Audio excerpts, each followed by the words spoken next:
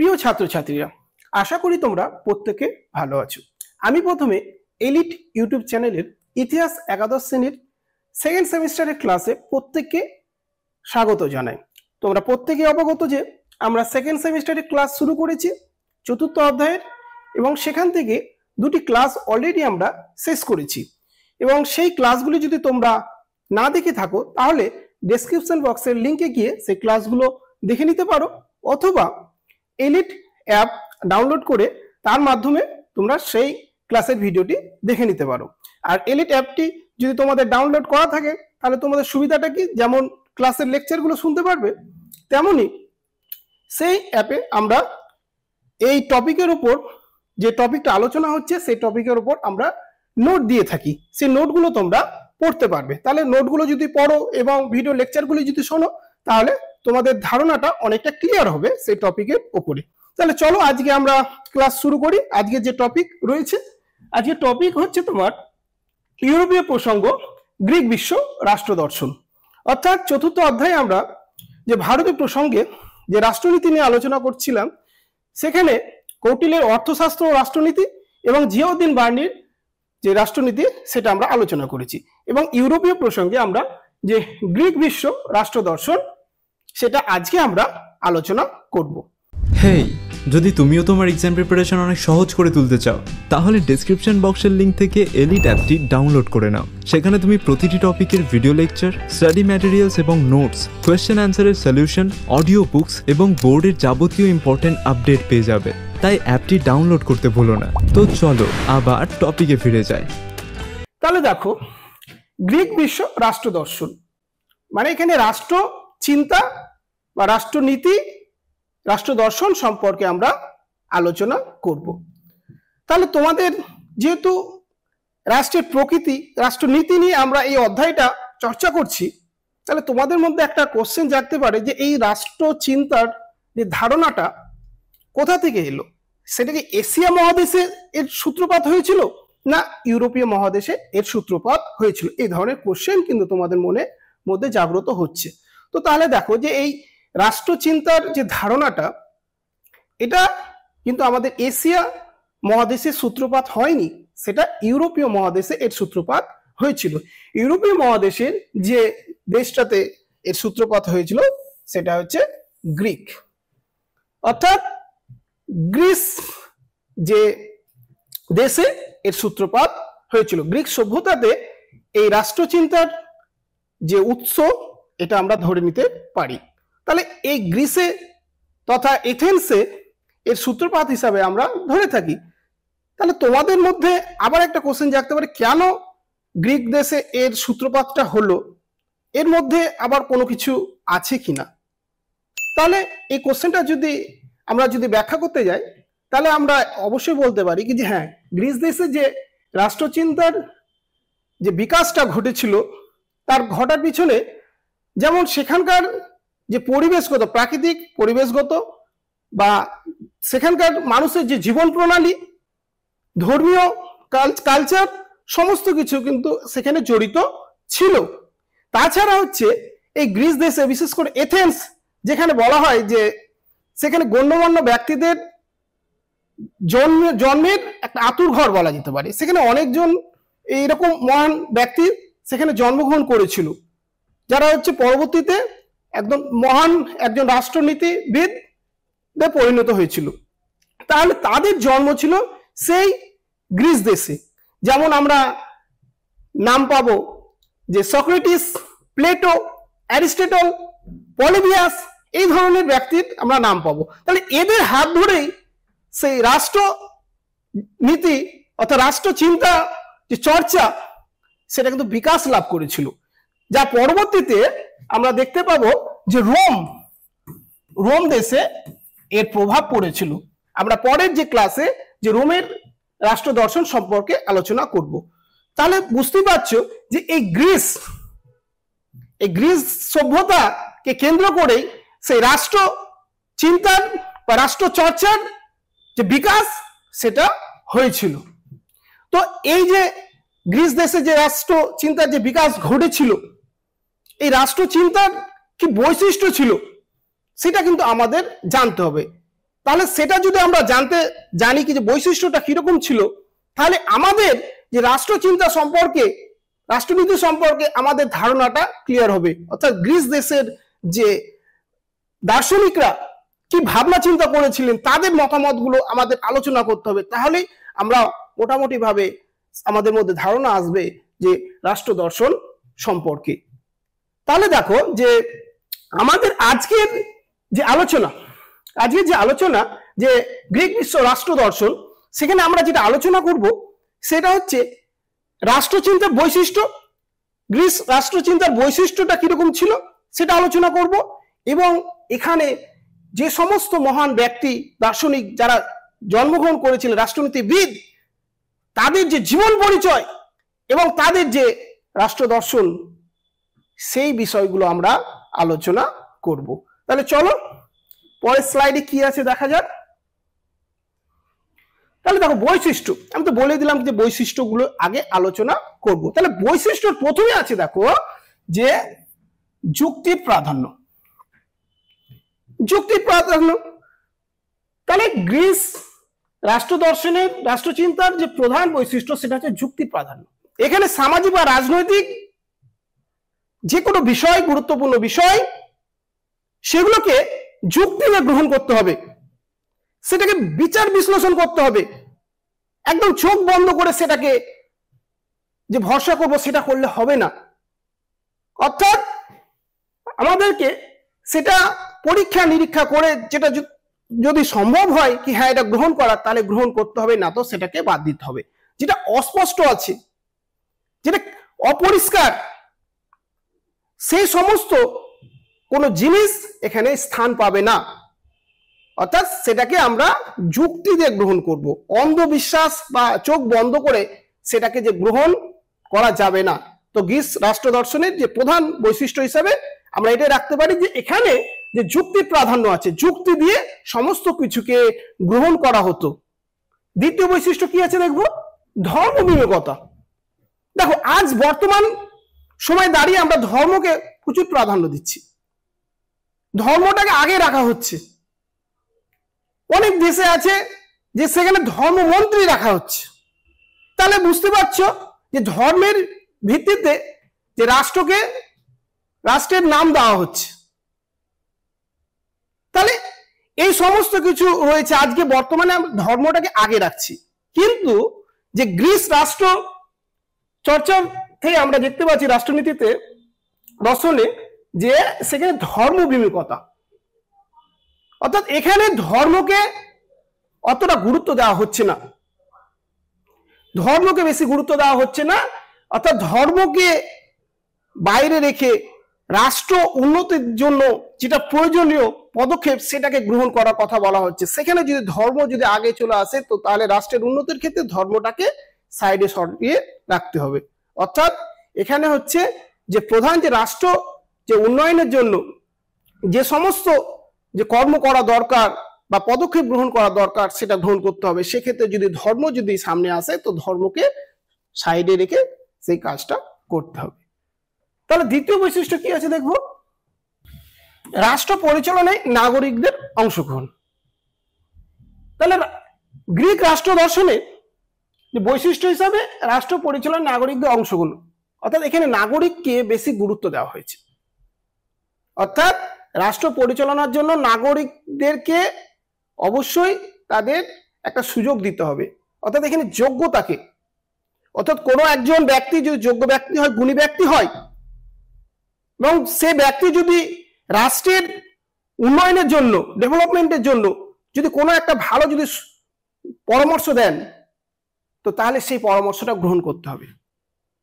অর্থাৎ রাষ্ট্র পরিচালনার কাজে যে নাগরিকদের অংশগ্রহণ সেটাকে গুরুত্ব দিয়েছিল। তারপরে বৈশিষ্ট্য দেখো, তাহলে বৈশিষ্ট্য হিসাবে রাখা হয়েছে নৈতিকতার গুরুত্ব। তাহলে গ্রিক রাষ্ট্র ব্যবস্থায় নৈতিকতাকে গুরুত্ব দেওয়া হয়েছে। অর্থাৎ এখানে দেখো যে এখানে বলা হয়েছে যে রাষ্ট্র শুধুমাত্র যে একটা রাজনৈতিক বা আইনগত প্রতিষ্ঠান নয়, সেটা একটা নৈতিক সংগঠনও বটে। অর্থাৎ নৈতিক সংগঠন বলতে এখানে জনগণের যে ভালো মন্দ সমস্ত কিছুকে এখানে দেখতে হবে, অর্থাৎ নৈতিকতাকে এখানে বিচার করতে হবে, যাতে আইনে সবাই যাতে সমান অধিকার লাভ করে, এক্ষেত্রে কেউ কোনো দিক থেকে যাতে বঞ্চিত না হয়। অর্থাৎ এখানে বলা হচ্ছে যে গ্রিক রাষ্ট্র ব্যবস্থা সেটা হচ্ছে একটা নৈতিক সংগঠন, অর্থাৎ তার উপরে নির্ভর করে রাষ্ট্র ব্যবস্থাটাকে পরিচালনা করতে হবে। এরপরে দেখো মানুষ ও রাষ্ট্রের সম্পর্ক, অর্থাৎ এখানে বলা হচ্ছে যে ব্যক্তি, একজন ব্যক্তিকে এখানে গুরুত্ব দেওয়া হয়েছে, মানুষকে গুরুত্ব দেওয়া হয়েছে। রাষ্ট্র, রাষ্ট্র হচ্ছে একটা প্রতিষ্ঠান যেটা হচ্ছে অন্যান্য প্রতিষ্ঠানের থেকে ঊর্ধ্বে, কিন্তু ব্যক্তিগতভাবে বা মানুষকে এখানে গুরুত্ব দেওয়া হয়েছে। তাহলে যেমন রাষ্ট্রকে বলছে প্রতিষ্ঠানের সবার ঊর্ধ্বে, সেরকম একজন ব্যক্তিকেও গুরুত্ব দেওয়া হয়েছে। তাহলে ব্যক্তি এবং রাষ্ট্র হচ্ছে একে অপরের পরিপূরক। তার কারণ রাষ্ট্র যদি একটা বৃহৎ যদি সংস্থান হয়, সেই সংস্থানের মধ্যে কিন্তু মানুষ বা ব্যক্তি পড়বে, তাহলে মানুষকে নিয়েই কিন্তু সেই সংস্থা পরিচালিত হবে। তো সে কারণে বৈশিষ্ট্য হিসাবে মানুষ এবং রাষ্ট্রের যে সম্পর্ক রয়েছে সেটাকে বোঝানো হয়েছে। অর্থাৎ মানুষ ছাড়া যে রাষ্ট্র কখনোই কিন্তু পরিচালনা করা সম্ভব নয়। একজন গুণী সম্পন্ন মেধা সম্পন্ন ব্যক্তি একটা ভালো রাষ্ট্র, সুষ্ঠু রাষ্ট্র পরিচালনা করতে পারে। দেখো এর পরের বৈশিষ্ট্য হচ্ছে গণতান্ত্রিক ব্যবস্থায় আস্থা। তাহলে গ্রিক রাষ্ট্র ব্যবস্থায় এখানে গণতন্ত্রকে প্রাধান্য দেওয়া হয়েছে। মানে গণতন্ত্র মানে বুঝতে পারছো, সেখানে জনগণ ভোটাধিকারের মাধ্যমে সরকার নির্বাচিত করবে, অর্থাৎ এখানে জনগণের প্রাধান্য রয়েছে। এখানে জনগণ তাকে একটা সময়ের জন্য 5 বছর হোক 6 বছর হোক জন্য সরকার নির্বাচিত করবে, এবং জনগণ ইচ্ছা করলে সেই সরকারকে আবার ক্ষমতা থেকে নামিয়ে দিতে পারবে। তাহলে গণতান্ত্রিক মানে জনগণের এখানে অধিকার থাকবে, স্বাধীনতার অধিকার থাকবে। এখানে জনগণ সমস্ত কিছু, একনায়কতান্ত্রিক সরকার সেখানে চলবে না, বা একনায়কতন্ত্র বা স্বৈরতান্ত্রিক সরকার সেখানে কোনো মতোই স্থান পাবে না। যদি কোনো সরকার, কোনো নেতা যদি স্বৈরতান্ত্রিক মনোভাবাপন্ন হয়ে ওঠে, তাহলে তৎক্ষণাৎ তাকে, সেই সরকারকে আবার সরিয়ে দেওয়ার অধিকার জনগণের রয়েছে। অর্থাৎ এই ধরনের ব্যবস্থাকে এখানে রাখার কথা বলা হয়েছে, যে গণতান্ত্রিক যে ব্যবস্থা বা আস্থা এখানে রাখা হয়েছে, কি যেখানে গণতন্ত্র থাকবে। এখানে স্বৈরতান্ত্রিক বা একনায়কতান্ত্রিক যে সরকারের কোনো স্থান নেই, বরাবরই গণতন্ত্র থাকবে। তাহলে গণতন্ত্রের প্রতি আস্থাটা রয়েছে এই গ্রিক রাষ্ট্র ব্যবস্থায়। তারপরে বৈশিষ্ট্য কি আছে দেখবো, স্বাধীনতা এবং কর্তৃত্ব সমন্বয়। তাহলে স্বাধীনতা মানে হচ্ছে একটা রাষ্ট্রে যেখানে হচ্ছে সবাই সমস্ত ধরনের কর্ম, সমস্ত কিছু তার করার অধিকার রয়েছে, নিজের জীবনযাপন নিজের মতো করে পরিচালনা করার ক্ষমতা রয়েছে। তাহলে এখানে রাষ্ট্র তাকে কোনো প্রকার প্রেসার ক্রিয়েট করতে পারবে না, বা কোনো যে সংস্থা তাকে প্রেসার ক্রিয়েট করতে পারবে না কি যে তুমি এই জিনিসটা করতে পারবে না বা কোনো কিছু করতে পারবে না। তো তাহলে দেখো যে একটা রাষ্ট্রে সে যেহেতু স্বাধীন ব্যক্তি, তাহলে সমস্ত কিছু সে করতে পারে।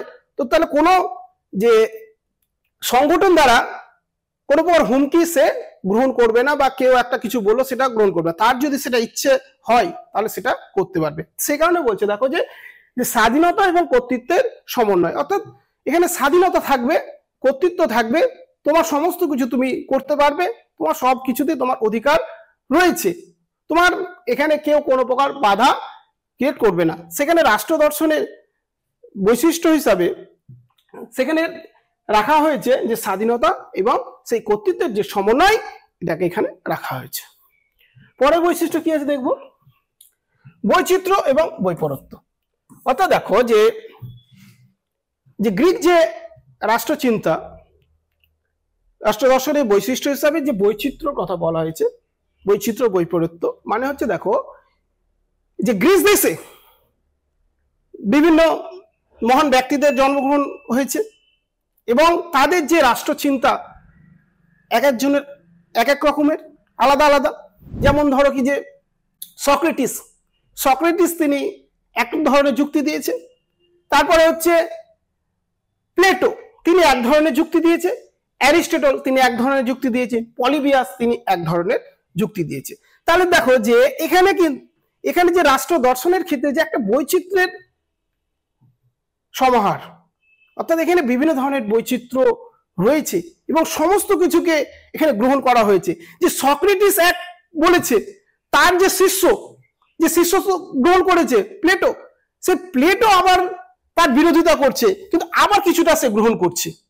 তেমনি হচ্ছে অ্যারিস্টটল, তার যে শিষ্য সে তার বিরোধিতা করছে, আবার কিন্তু কোনো কিছু আবার গ্রহণও করছে, যে মতামতগুলো দিচ্ছে। তার মানুষের যেমন 5টা আঙুল যেমন সমান হয় না, সেরকম হচ্ছে দেখো যে সে তাকে গুরু বলে মেনে নিচ্ছে, কিন্তু গুরুর যে সব যে মতামত তাকে যে গ্রহণ করতে হবে, যে তার যে সব মতামত যে ঠিক 5টার মধ্যে 5টাই যে ঠিক সেটা নয়। তার মনে যেটা মনে হচ্ছে কি হ্যাঁ এই জিনিসটা তিনি ঠিক বলেছেন, এই বিষয়টা ঠিক বলেছেন, তো সেটাকে আমি গ্রহণ করব, আর যেটা ঠিক বলেনি সেটাকে আমি প্রত্যাখ্যান করব। এই ধরনের যে তার মধ্যে মনোভাবটা রয়েছে। সে কারণে দেখো বৈচিত্র্য এবং বৈপরীত্য, যে গ্রিক রাষ্ট্র দর্শনের মধ্যে এখানে বৈচিত্র্য এবং বৈপরীত্য দুটোই রয়েছে। তাহলে এই ছিল যে গ্রিক রাষ্ট্র যে দর্শনের যে বৈশিষ্ট্যটা কি। এবার দেখো যে এবার আমরা যেটা দেখবো কি, যে এতক্ষণ বারবার বললাম যে ব্যক্তিগুলোর নাম বলছিলাম, যে সক্রেটিস, তারপরে হচ্ছে প্লেটো, অ্যারিস্টটল, এই সমস্ত ব্যক্তিদের তাদের যে জীবন পরিচয়টা বা জীবন কথাটা আমরা জানবো, এবং তার সঙ্গে সঙ্গে তাদের যে রাষ্ট্র দর্শন বা রাষ্ট্র সম্পর্কে তাদের যে মতামতগুলো কি ছিল, সেই মতামতগুলো আমরা বিস্তারিত জানবো। তাহলে চলো দেখা যাক। প্রথমে যেটা আলোচনা করব যে সোফিস্টদের রাষ্ট্র চিন্তা। তো এই যে সোফিস্ট যে রাষ্ট্রচিন্তা আলোচনা করার আগে আমাদের জানতে হবে যে সোফিস্ট এরা কারা ছিল, সোফিস্ট বলতে কাদের বোঝানো হয়েছে। তো দেখো যে এই যে সোফিস্ট কথাটি, সোফিয়া কথার অর্থ হচ্ছে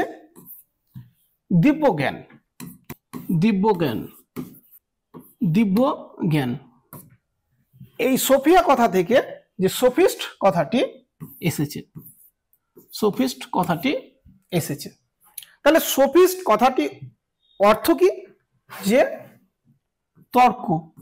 কুতর্ক করা, ঠিক আছে, তাহলে কুতর্ক করা। তাহলে এই সোফিস্ট যে মতবাদ যে ব্যক্তি, তারা কারা ছিল এবং কিভাবে এদের যে উদ্ভবটা ঘটলো সেটা আমরা জানতে হবে। তো দেখো যে এই সোফিস্ট এটা গ্রিস দেশে, বিশেষ করে এথেন্সে এর কিন্তু উত্থান ঘটেছিল, এদের উত্থান ঘটেছিল। আর এই উত্থান ঘটার পিছনে সেই সময়কার যে পরিস্থিতি সেটা দায়ী ছিল। তার কারণ এথেন্সে দেখো এই সময়ে এথেন্সে গণতন্ত্র প্রতিষ্ঠিত হয়েছিল, এই সময় গণতন্ত্র প্রতিষ্ঠিত হয়েছিল। তাহলে গণতন্ত্রের সাথে সোফিস্টদের কি সম্পর্ক সেটা আমাদের আগে বুঝতে হবে। তাহলে দেখো সোফিস্ট বলতে এখানে যদি বলতে চাও যে সোফিস্ট বলতে এখানে শিক্ষক বা মাস্টার মশাই এই কথাটাও বলতে পারো। তার কারণ এরা ছিল একেবারে শিক্ষিত ব্যক্তি, সমাজে শিক্ষিত ব্যক্তি ছিল এই সোফিস্ট সম্প্রদায়রা। এরা বিভিন্ন বিষয়ে পারদর্শী ছিল, সে সাহিত্য, রাষ্ট্রনীতি, রাষ্ট্র দর্শন, সমাজ নীতি, সমস্ত কিছু বিষয়ে এদের বিশাল জ্ঞান ছিল। এরা ছিল সুবক্তা। তাহলে সুবক্তা মানে বুঝতে পারছো গণতন্ত্র। তার কারণ একজন ব্যক্তি যখন ভোটে দাঁড়ায় তখন মানুষের মগজ ধোলাই করার জন্য তাকে ভালো একটা লেকচার দিতে হয়, ভালো একটা বক্তব্য পেশ করতে হয়, যাতে সে বক্তব্য শুনে মানুষ তার প্রতি আকৃষ্ট হয় এবং মানুষ তাকে ভোট দেবে। তাহলে যখন এথেন্সে গণতন্ত্র প্রতিষ্ঠিত হলো ৫শ শতাব্দীতে, খ্রিস্টপূর্ব ৫শ, পঞ্চদশ। তো তাহলে দেখো এই যে সময়, এই সময়ে থেকেই কিন্তু যে এই সফিস্টদের প্রতি মানুষের একটা আলাদা একটা টান একটা জন্মাতে থাকে।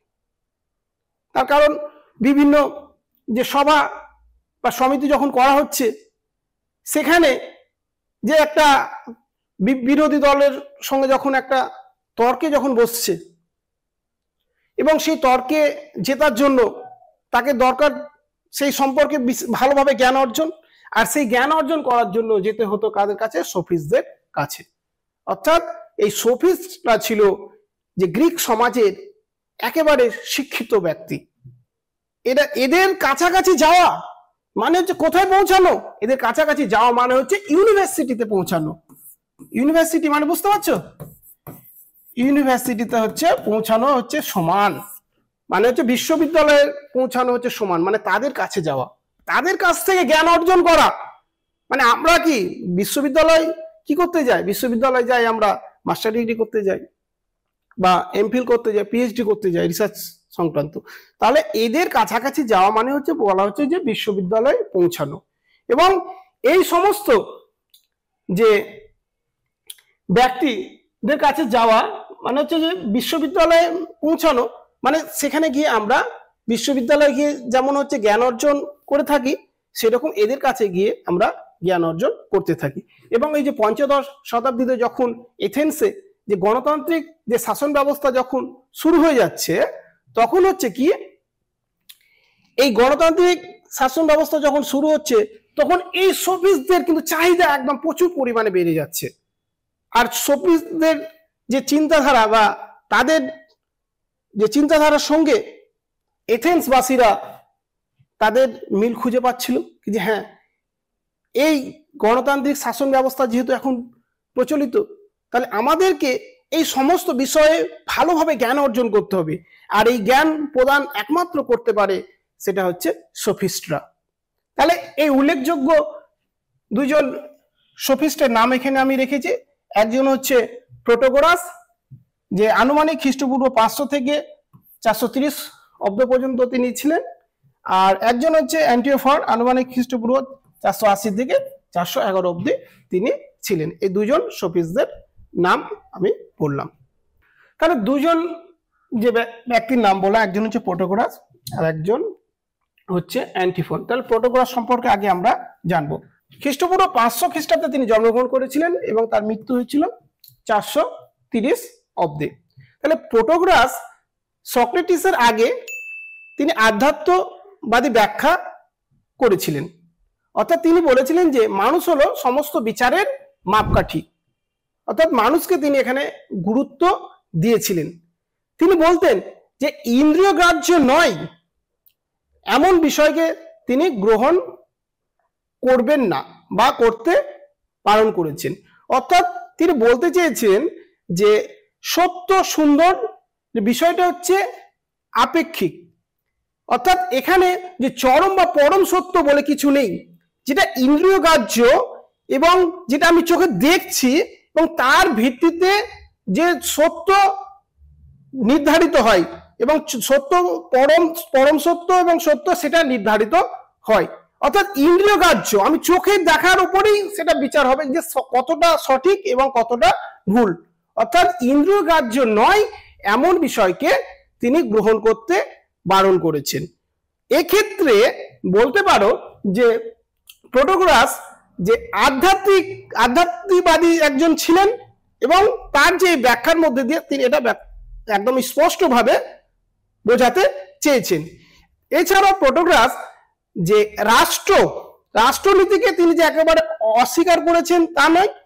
অর্থাৎ রাষ্ট্রনীতি সম্পর্কে তিনি ব্যাখ্যা করতে গিয়ে তিনি বলেছেন যে অবশ্যই রাষ্ট্র পরিচালনা করার জন্য যে সঠিক গুণী ব্যক্তিদের প্রয়োজন এবং রাষ্ট্রের ভালো মন্দ বা রাষ্ট্রকে সঠিক পথে এগিয়ে নিয়ে যাওয়ার জন্য সেই ব্যক্তি তার সঠিক সিদ্ধান্ত গ্রহণ করবেন।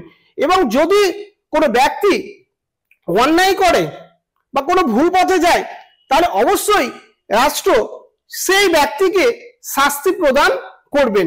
অর্থাৎ তিনি শাস্তি যে প্রদানের দিকেও তিনি পক্ষপাতী ছিলেন। তাহলে এক্ষেত্রে বলতেই পারো যে তার যে যুক্তি দিয়ে, আধ্যাত্মিকতাবাদী যে যুক্তি দিয়ে তিনি দেখাতে চেয়েছেন যে চোখে দেখে যে পরম এবং চরম সত্য সেটা নির্ধারিত হয়ে থাকে। এবার দেখো যে অ্যান্টিফন, আরেকজন সফিস্ট ছিলেন যে অ্যান্টিফন, তিনি আনুমানিক 480 খ্রিস্টাব্দে জন্মগ্রহণ করেছিলেন এবং মৃত্যু হয়েছিল 411 অব্দে। তাহলে দেখো এই অ্যান্টিফন তিনি যেটা বলতে চেয়েছেন যে প্রকৃতির সঙ্গে যে রাষ্ট্রনীতি, রাষ্ট্রীয় আইনের একটা যোগাযোগ রয়েছে, অর্থাৎ এই দুটোর মধ্যে একটা গভীর সম্পর্ক রয়েছে।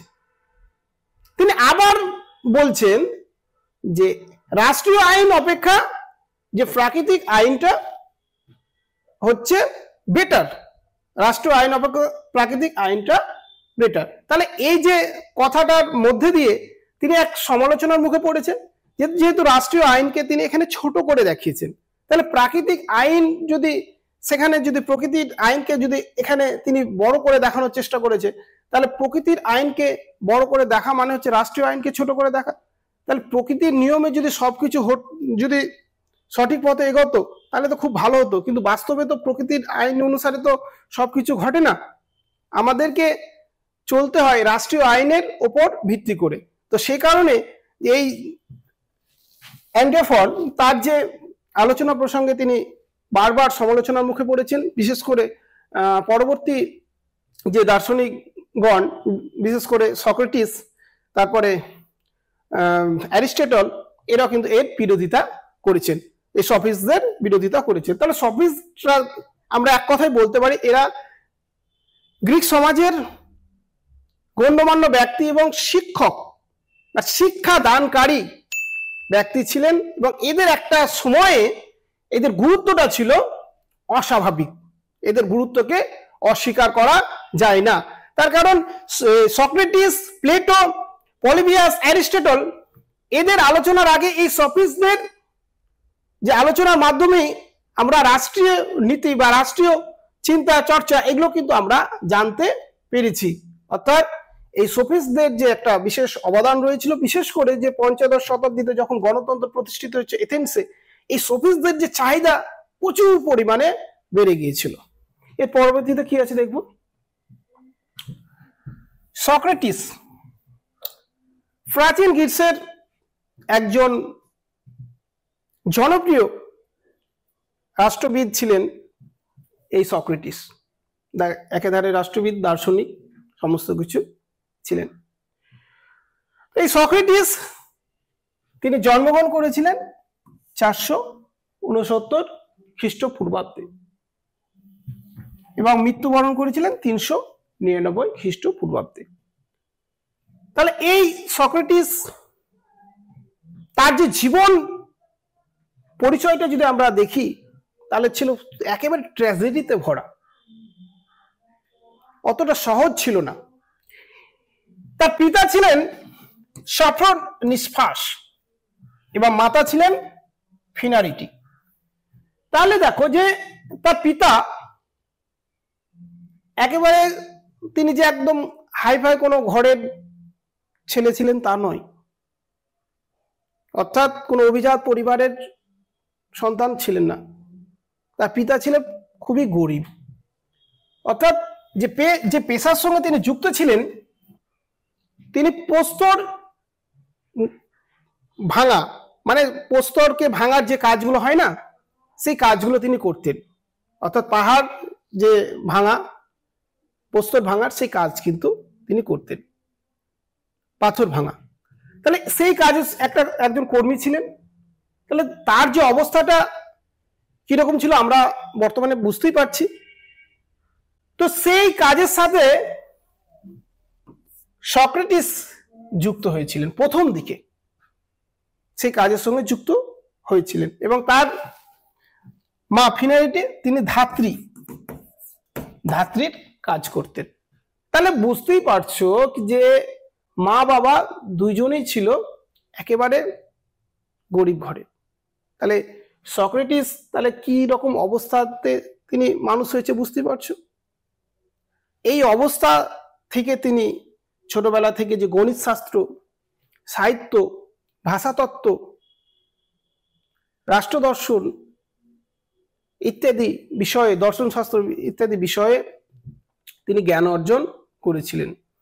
তার বাবার সাথে যে পাথর ভাঙার কাজ করতে করতেই তিনি এই সমস্ত বিষয়ে তিনি জ্ঞান অর্জন করেছিলেন। তিনি ছিলেন, যেহেতু তার শারীরিক যে গঠনটা ভালো ছিল,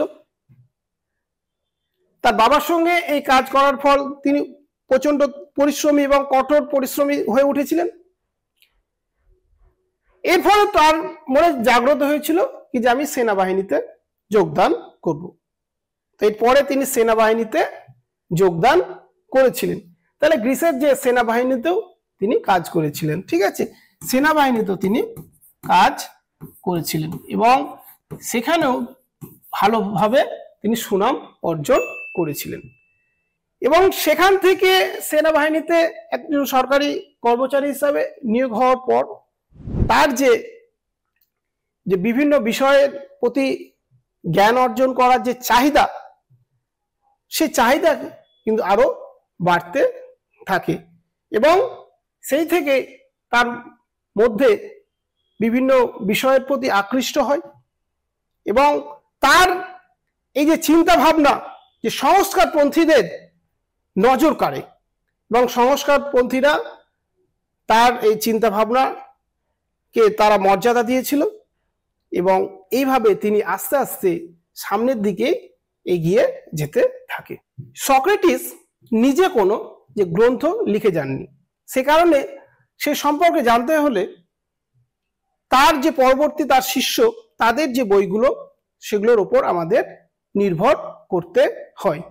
তাহলে এবং তার শিষ্যদের সঙ্গে যে কথোপকথন, তার মাধ্যমে তার মতামতগুলো প্রকাশিত হয়েছে। যেমনটি ধরো যে প্লেটোর যে বিখ্যাত গ্রন্থ ডায়ালগস, এবং তার মধ্য দিয়ে আমরা যে সক্রেটিসের সম্পর্কে আমরা জানতে পারি। তাহলে সক্রেটিস দেখো, তিনি তার যে মতামতের মধ্যে তিনি গুণী ব্যক্তিদের প্রাধান্য দিয়েছিলেন, কি যে গণ্যমান্য বা গুণী ব্যক্তি দ্বারাই একটা দেশ পরিচালিত হতে পারে। অর্থাৎ তিনি যে ইন্দ্রিয় গ্রাহ্য নয় এমন বিষয়কে তিনি প্রাধান্য দেননি, অর্থাৎ ইন্দ্রিয় গ্রাহ্য বিষয়টাকে বাস্তবতা বলে তিনি ব্যাখ্যা করেছেন। অর্থাৎ ইন্দ্রিয় গ্রাহ্য যেটা রয়েছে সেটাই হচ্ছে বাস্তব রয়েছে।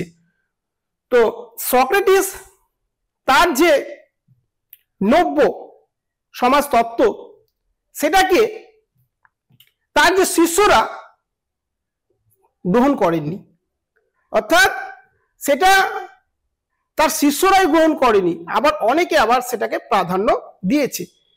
যেমন প্লেটো সক্রেটিসের অনেক কিছুকে যেমন বিরোধিতা করেছেন, আবার অনেক কিছুকে তিনি আবার গ্রহণ করেছেন।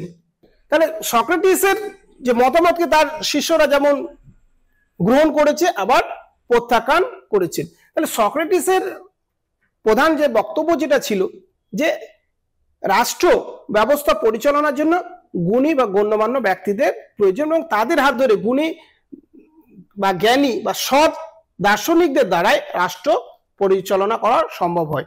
তাহলে দেখো যে সেই সময়টাতে গণতান্ত্রিক শাসন ব্যবস্থা চলছিল এথেন্সে, তাহলে তিনি প্রকাশ্যে বলেছেন যে গণতান্ত্রিক যে সরকার পরিচালনার জন্য যে গুণী ব্যক্তি বা দার্শনিকদের দ্বারা পরিচালনা করতে হবে এবং তিনি একদিকে যুব সম্প্রদায়কে উপরে ওঠার ব্যবস্থা তিনি করেছিলেন, তাদেরকে জাগরিত করার ব্যবস্থা করেছিলেন। তাহলে এই বিষয়টা সেই সময় যে গণতান্ত্রিক যে সরকার তাদেরকে খুব খারাপ লেগেছিল, কি যে যুব সম্প্রদায়কে উদ্বুদ্ধ করছে সক্রেটিস। তাহলে তার বিরুদ্ধে যে রাজদ্রোহিতার অপরাধ এনে তাকে হত্যা করা হয় 399 খ্রিস্টপূর্বাব্দে।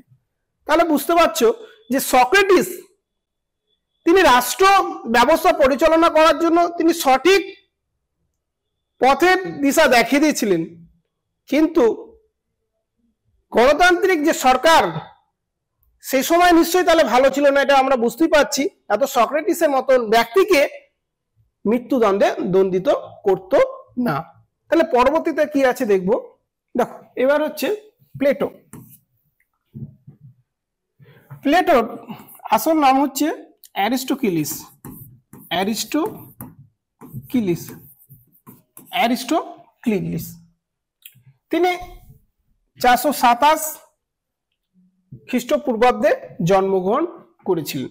যদিও এই জন্ম তারিখটা নিয়ে একটা সংশয় রয়েছে, তার কারণ এটা হচ্ছে অনুমানের ভিত্তিতে, যে সঠিক তার যে জন্ম তারিখ সেটা পাওয়া যায়নি। তবে ঐতিহাসিকদের যে গবেষণার ভিত্তিতে আমরা বলতে পারি যে তিনি যে 427 থেকে 428 এরকম একটা আনুমানিক একটা সাল, সেই সালে তিনি এথেন্সে তিনি জন্মগ্রহণ করেছিলেন। তার পিতা ছিলেন অ্যারিস্টন এবং মাতা ছিলেন পেরেকটিয়ন। তাহলে অ্যারিস্টন এবং পেরেকটিয়ন, তাহলে মাতার দিক থেকে যদি বলা যায় যে সোলন বা আইনজ্ঞ, তার পূর্বপুরুষরা ছিল আইনজ্ঞ। আর অ্যারিস্টনের দিক থেকে অ্যান্ড্রাস, তার দিক থেকে বলা যেতে পারে যে তার পূর্বপুরুষরা ছিল রাজা। তাহলে রাজা এবং আইনজ্ঞ, মানে এই দিক থেকে আমরা বলতে পারি যে প্লেটো তার যে পূর্বপুরুষ তারা ছিল অভিজাত পরিবারের লোক, এটা আমরা বলতে পারি, তাই তো? তাহলে তাদের যে অবস্থাটা ভালো ছিল এইটুকুটা আমরা নির্দ্বিধায় বলতে পারি। যেমন সক্রেটিসের ক্ষেত্রে সেটা আমরা আলাদা দেখেছিলাম, তার মা এবং বাবা পাথর ভাঙার কাজ করত এবং মা হচ্ছে লোকের বাড়িতে গিয়ে কাজ করত। তাহলে এই ধরনের যে বিষয় থেকে যে এর যে পিতৃ পরিচয়টা যেটা আমরা পেলাম অনেকটাই আলাদা, এবং তাদের অবস্থাটা যে অনেকটা যে বেটার, এটা আমরা বলতেই পারি। তাহলে আমরা যে প্লেটো এর আসল নামটা আমরা বললাম, তাহলে এই ধারণা থেকে বলতে পারি যে প্লেটো নামটা এর যেহেতু আসল নাম, এটা প্লেটো একটা নাম দেওয়া রয়েছিল, যে যেটা বলে না যে ডাক নাম, সেটা হচ্ছে প্লেটো। তাহলে প্লেটো নামটা কি কারণে এসেছে সেটা আমরা দেখব।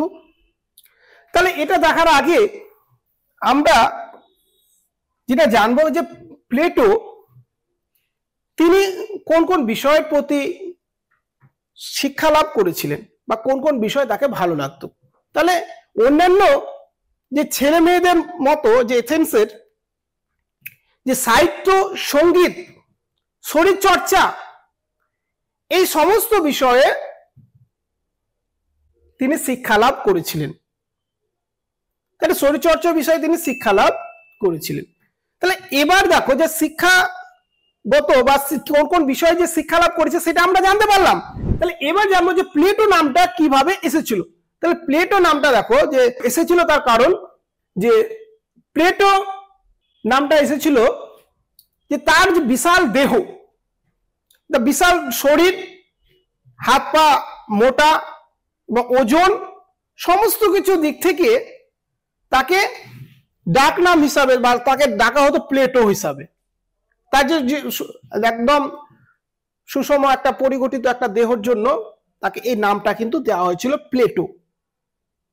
এই প্লেটো পরবর্তীতে তিনি সৈনিক হিসাবেও নিজেকে নিযুক্ত করেছিলেন বা সেনাবাহিনীতে তিনি নাম লেখিয়েছিলেন এবং তিনি ভালো সফলতা লাভ করেছিলেন। তিনি সৈন্যবাহিনীতে নাম লেখানোর পর তিনি ভালোভাবে সফলতা লাভ করেছিলেন। আর এই সফলতা তার যে পরিচয়টা নিয়ে এসেছিল এবং তিনি যে এক অভিজাত পরিবারের সন্তান সেটা তিনি ধরে রেখেছিলেন। এবং পরবর্তীতে তিনি যে একজন রাষ্ট্রনীতিবিদ এবং দার্শনিকে তিনি পরিণত হয়েছিলেন। এই ছিল যে প্লেটোর যে জীবন পরিচয় বা জীবন কথা, যেটা সংক্ষেপে বলা যেতে পারে। এবার দেখো যে তার রাষ্ট্র দর্শন, অর্থাৎ তার যে রাষ্ট্র চিন্তাটা কিরকম ছিল সেটা আমরা এবার আলোচনা করব। প্লেটোর রাষ্ট্র দর্শন আলোচনা করতে গেলে প্রথমে আমাদের প্লেটোর যে রিপাবলিক যে গ্রন্থটি, রিপাবলিক, এই গ্রন্থটি মাধ্যমে তার রাষ্ট্র দর্শন আলোচনা করতে হবে। ঠিক আছে, তো এবার দেখো যে প্রথমে যে পয়েন্টটি আলোচনা করব সেটা হচ্ছে প্লেটো ও সক্রেটিস। প্লেটো ও সক্রেটিস, তাহলে প্লেটো ছিল সক্রেটিসের শিষ্য, তাহলে গুরু ছিল সক্রেটিস প্লেটোর। তাহলে গুরুর নির্দেশে তিনি পড়াশোনা শুরু করেছিলেন, বা গুরু যেভাবে বলেছিলেন কি যে তুমি এইভাবে পড়াশোনা করো, এই বিষয়গুলো তুমি পড়াশোনা করো, তো সেইভাবে তিনি পড়াশোনা শুরু করেছিলেন। গুরু যেভাবে ইনস্ট্রাকশন দিয়েছিলেন সেভাবে নিজেকে পরিচালিত করেছিলেন। তাহলে গুরুর কথা মতো সমস্ত কিছু তিনি চলছিলেন এবং গুরুর যে মতাদর্শগুলো তিনি সবকিছু গ্রহণ করছিলেন।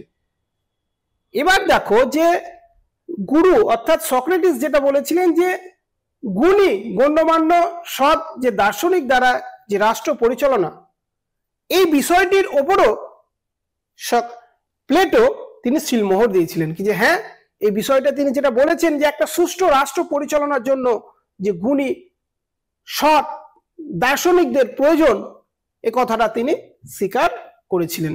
অর্থাৎ বলতেই পারো যে সক্রেটিসের সঙ্গে যে প্লেটোর যে সম্পর্ক, তার যে রিপাবলিক যে গ্রন্থে তিনি ব্যাখ্যা করেছেন। তারপরে দেখো দ্বিতীয় নম্বরে ন্যায় নীতি তত্ত্ব। তাহলে ন্যায় নীতি তত্ত্ব অর্থাৎ একটা সুষ্ঠু রাষ্ট্র পরিচালনার জন্য ন্যায় নীতিটা অবশ্যই প্রয়োজন। যদি ন্যায় নীতি যদি না থাকে তাহলে সেই রাষ্ট্রে একটা বিশৃঙ্খল পরিবেশ সৃষ্টি হবে। তাহলে ন্যায় নীতি এবং রাষ্ট্র তাহলে একে অপরে হচ্ছে পরিপূরক। তাহলে একটা রাষ্ট্রকে পরিচালনা করার জন্য যে রাষ্ট্রতত্ত্ব হিসাবে ন্যায় নীতি তত্ত্বকে তিনি রেখেছেন। অর্থাৎ এই ন্যায় নীতি ছাড়া একটা রাষ্ট্র কখনোই সুষ্ঠুভাবে পরিচালিত হতে পারে না। তারপরের পয়েন্ট কি আছে দেখবো, 3 নম্বর হচ্ছে দেখো যে অভিভাবক তত্ত্ব। মানে অভিভাবক তত্ত্ব মানে বুঝতে পারছো যে একটা রাষ্ট্র পরিচালনার জন্য প্রয়োজন গুণগত ব্যক্তি, অর্থাৎ গুণগত দার্শনিক, যার দ্বারা একটা রাষ্ট্র পরিচালিত হবে। অভিভাবক মানে বুঝতে পারছো অভিভাবক তত্ত্বটাকে বলা হচ্ছে মানে একটা যেমন পরিবার পরিচালনা করার জন্য যেমন একজন অভিভাবক থাকেন, দক্ষ অভিভাবক, এবং তার মাধ্যমে পরিবারটি পরিচালিত হয়। তাহলে সেই রকমই বলছি যে একটা সুষ্ঠু রাষ্ট্র পরিচালনা করার জন্য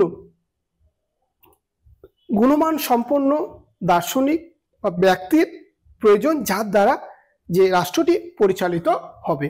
তারপরে দেখো যে সাম্যবাদ তত্ত্ব ও শিক্ষা তত্ত্ব। তাহলে সাম্যবাদ তত্ত্ব মানে এখানে বোঝাচ্ছে যে সবাইকে সমানভাবে এখানে দেখার কথা বলা হয়েছে, এবং সবাইকে সমানভাবে দেখার পর যে শিক্ষা ব্যবস্থার যে প্রচলনের কথা বলা হচ্ছে, সেখানে সাহিত্য, তারপর হচ্ছে শরীরচর্চা, তারপরে হচ্ছে তোমার বিভিন্ন যে রাষ্ট্রনীতি সম্পর্কিত, তারপরে হচ্ছে সমাজনীতি সম্পর্কিত বিভিন্ন বিষয়ে যে শিক্ষা ব্যবস্থাটার কথা এখানে বলা হয়েছে।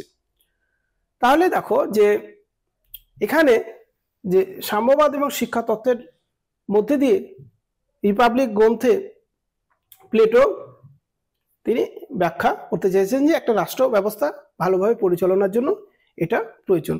তারপর হচ্ছে দেখো যে রাষ্ট্রচিন্তার যে ভিত্তি, 5 নম্বর হচ্ছে যে রাষ্ট্রচিন্তার ভিত্তি। রাষ্ট্র চিন্তার ভিত্তি, রাষ্ট্রচিন্তার ভিত্তি। প্লেটো শুধুমাত্র যে রাষ্ট্র দর্শন ব্যাখ্যা করেছে তাই নয়, এই গ্রন্থের মাধ্যমে তিনি যে রাষ্ট্রচিন্তা অর্থাৎ যে রাষ্ট্রচিন্তার ভিত্তি মানে রাষ্ট্রবিজ্ঞানের যে ভিত্তি যে প্রসঙ্গটি এখানে তুলে ধরা হয়েছে। অর্থাৎ তার জন্য তার যে বিখ্যাত যে গ্রন্থ যে রিপাবলিক এবং লজ এর মাধ্যমে যে রাষ্ট্রবিজ্ঞানের যে ভিত্তি সেটা রচিত হয়েছে। এবার যার সম্পর্কে জানবো, দেখতেই পাচ্ছ ছবিটা, তিনি হচ্ছেন অ্যারিস্টটল। অ্যারিস্টটল 384 খ্রিস্টপূর্বাব্দে তিনি অ্যাস্তগিরিয়া নামক এক জায়গা সেখানে তিনি জন্মগ্রহণ করেছিলেন। অ্যাস্তগিরিয়া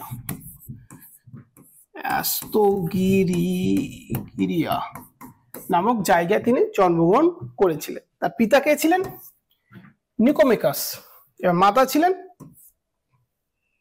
ফেস্টিস। তাহলে দেখো যে এই নিকোমেকাস ছিলেন যে ম্যাসিডন রাজ তার ব্যক্তিগত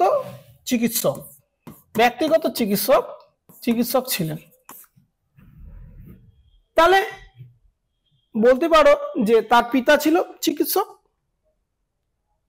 তাহলে রাজ দরবারে তিনি চাকরি করতেন। তাহলে সেই দিক থেকে এক অভিজাত পরিবারের সন্তান ছিলেন অ্যারিস্টটল, সেটা আমরা নির্দ্বিধায় বলতে পারি। তো দেখো যে এই জায়গাতে তিনি জন্মগ্রহণ করেছিলেন, এটা ছিল তার তাহলে পিতৃভূমি। সেখান থেকে তিনি শিক্ষা দীক্ষার জন্য চলে গেছিলেন কোথায়? এথেন্সে তিনি চলে গেছিলেন। তিনি এথেন্সে চলে গেছিলেন এবং এথেন্সে গিয়ে তিনি প্লেটোকে তার যে গুরু হিসাবে তিনি মেনে নিয়েছিলেন অ্যারিস্টটল। এবং এথেন্সে যে প্রতিষ্ঠান প্লেটো তৈরি করেছিলেন, শিক্ষা প্রতিষ্ঠান এথেন্সে, সেখানে 17 বছর বয়সে সেই প্রতিষ্ঠানে যোগদান করেছিলেন। এবং এই প্লেটোর যে শিক্ষা প্রতিষ্ঠানের যে সদস্য তিনি তার পরবর্তী আরো 18 বছর ছিলেন। তার পরবর্তীতে 18 বছর তিনি সেই প্রতিষ্ঠানে ছিলেন। এবং 347 খ্রিস্টপূর্বাব্দে যখন প্লেটোর মৃত্যু হচ্ছে, সেই মৃত্যুর পর তাকে এথেন্স ত্যাগ করতে হয়েছিল। এবং তাকে যখন এথেন্স ত্যাগ করতে হলো এবং এথেন্স থেকে তিনি চলে এলেন কোথায়? তার যে পিতৃভূমি যে অ্যাস্তোনেরিয়া, এখানে তিনি চলে এলেন। এবং এখানে আসার কিছুদিন পর আর একটা দুর্ঘটনা ঘটলো। কি দুর্ঘটনা? যে এটাকে ম্যাসিডন রাজ দ্বিতীয় ফিলিপ এই শহরটাকে, এস্তোনিয়া শহরটাকে তিনি ধ্বংস করলেন, পুড়িয়ে দিলেন। তখন আবার সেখান থেকে তিনি কোথায় চলে এলেন? সেখান থেকে আবার ম্যাসিডনে চলে এলেন। এবং এই ম্যাসিডনে থাকাকালীন তার যে শিক্ষা সংক্রান্ত যে বিশেষ যে জ্ঞান, তার জ্ঞানের জন্য ফিলিপ তার যে পুত্র আলেকজান্ডার, ফিলিপের পুত্র আলেকজান্ডার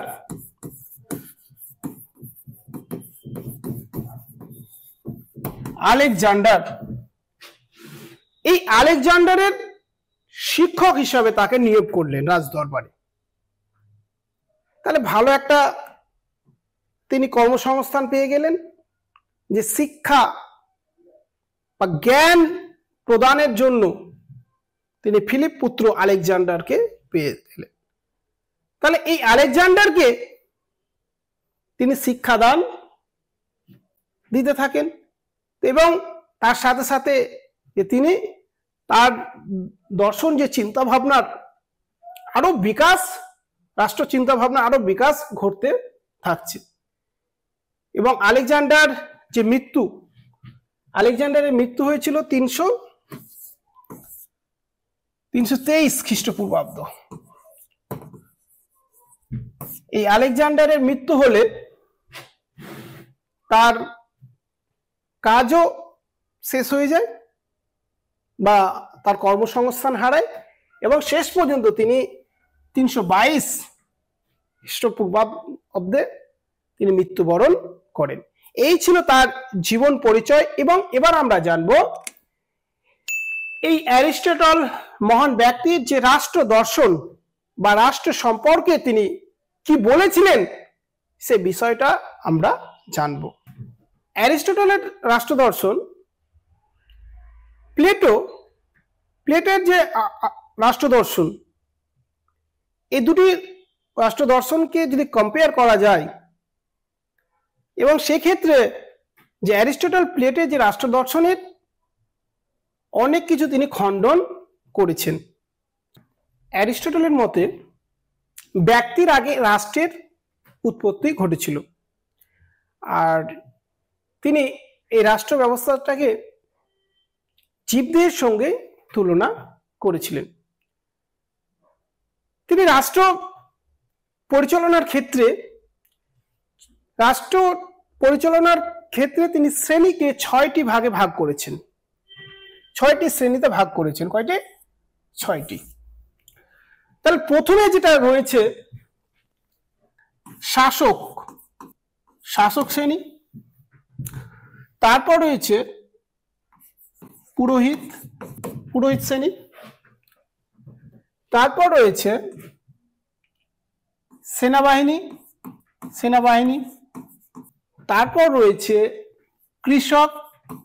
কৃষক, তারপর রয়েছে কারিগরিক,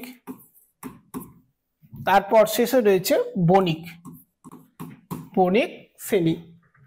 তাহলে এই যে 6টি শ্রেণীতে তিনি ভাগ করেছেন যে সমাজকে, অর্থাৎ এই 6টি শ্রেণীর মাধ্যমে একটা সুষ্ঠু রাষ্ট্র পরিচালনা হয়ে থাকে। এর মধ্যে যে কারিগরি ও কৃষক শ্রেণীকে তিনি অতটা গুরুত্ব দেননি। যে কারিগরিক এবং কৃষক শ্রেণীকে যে রাষ্ট্র যে পরিচালনা ক্ষেত্রে এদের যে অবদান রয়েছে সেই দিকটাতে অতটা গুরুত্ব তিনি দেননি। তাহলে দেখো যে এই সমস্ত বিষয়গুলো যে প্লেটো, তার যে গুরু প্লেটো, সে প্লেটোর থেকে পুরোটা হচ্ছে আলাদা। প্লেটোর যে মতামতগুলোকে তিনি গ্রহণ করেনি। তারপরে হচ্ছে প্লেটোর যে অর্থনীতির দিক থেকে যে সামাজিকরণ, সেই বিষয়টিকেও তিনি উপেক্ষা করেছেন, সেটাকেও গ্রহণ তিনি করেননি। তাহলে দেখো যে এই যে 6টি যে শ্রেণী, এই 6টি শ্রেণীর মাধ্যমে তিনি বোঝাতে চেয়েছেন যে রাষ্ট্র পরিচালনা করা যাবে, তবে তার মধ্যে থেকে যে কৃষক এবং কারিগরিক যে শ্রেণীকে সেরকম ভাবে গুরুত্ব দেননি। প্রকৃতির সঙ্গে সমাজের সম্পর্কের কথা উল্লেখ করতে গিয়ে তিনি সংবিধানের এখানে টেনে এনেছেন এবং সংবিধানে যে 3টি শ্রেণীর কথা বলা হয়েছে, যে অভিজাত শ্রেণী, ধনিক শ্রেণী এবং শাসক শ্রেণী, এই 3টে শ্রেণীর কথা এখানে বলা রয়েছে। তাহলে দেখো যে এই ছিল আজকের আলোচনা। অ্যারিস্টটলের যে রাষ্ট্র দর্শন আমরা শেষে আলোচনা করলাম, তার আগে প্লেটোর রাষ্ট্র দর্শন আমরা আলোচনা করলাম, তার আগে আমরা যে সক্রেটিসের রাষ্ট্র দর্শন আলোচনা করলাম এবং প্রথম দিকে আমরা যে গ্রিস রাষ্ট্র দর্শনের যে বৈশিষ্ট্য সেটা আমরা আলোচনা করলাম।